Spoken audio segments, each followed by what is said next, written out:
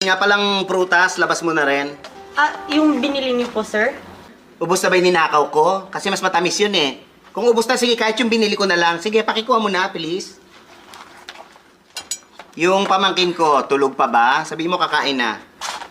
Gigisingin ko pa ba, sir? Wag na! Pakakainin natin ng tulog. Ha? Tignan natin kung makakanguya siya. Pambihira kasi. Nakita ba ko ng oras ng dumating? Alas 4 na madaling araw. Gumimik kasi kasama ng barkada. Nakita niyo po, sir? Ay, hindi! Gawa-gawa ko lang yon, katang isip lang. May hindi ako gumawa ng storya, may hindi ako gumawa ng chismis. Mamaya nga, lalabas ako doon. Sabi ko sa mga kapitbahay, yung kasambahay ko, ay tinanggal ko na kasi atribida eh. Kayo naman talaga, sir. Masyadong mapagbiro. Ay, nako, eto ang mas nakakatawang joke.